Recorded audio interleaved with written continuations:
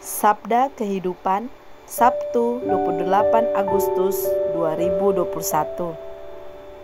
Matius 25 ayat 29 dalam Matius 25 ayat 14 sampai 30. Karena setiap orang yang mempunyai, kepadanya akan diberi, sehingga ia berkelimpahan. Tetapi siapa yang tidak mempunyai, apapun juga yang ada padanya akan diambil daripadanya. Perkataan Yesus ini adalah bagian akhir dari perumpamaannya tentang talenta.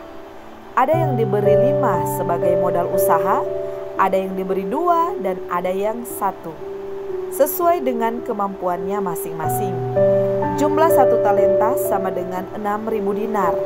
1 dinar itu adalah upah kerja sehari. Berarti 6.000 dinar itu upah untuk 6.000 hari atau 16 tahun bekerja.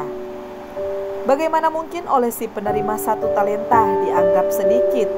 Mungkin karena ia membandingkan apa yang diterimanya dengan yang diterima orang lain. Mengapa yang lain dapat 2 dan 5, sedangkan saya hanya 1? Ternyata banyak atau sedikit yang ada pada seseorang tergantung cara pandang atau cara pikir orang itu. Tidak sedikit orang yang berpunya tapi merasa tidak punya apa-apa. Bukannya melihat yang ada tapi yang tidak ada.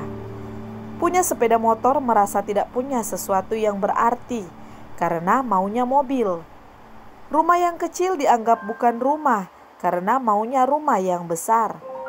Punya 1 merasa tidak punya apa-apa dibanding yang lain yang dapat 10. Dari cara pandang ini terciptalah orang miskin dan kaya, miskin hati, miskin rohani, miskin syukur, dan seterusnya.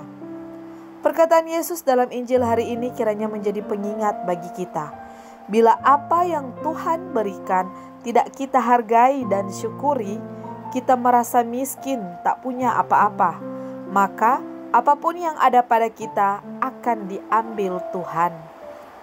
Yesus telah menjadi miskin supaya kita menjadi kaya.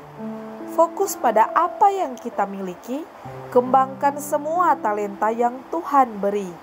Jangan malas, menyerah, mengeluh, tak mau berusaha. Hal ini berlaku untuk harta jasmani maupun harta rohani. Bagi yang punya, mari bantu yang membutuhkan. Selamat berakhir pekan, mari syukuri semua berkat Tuhan. Pastor Revitanot PR.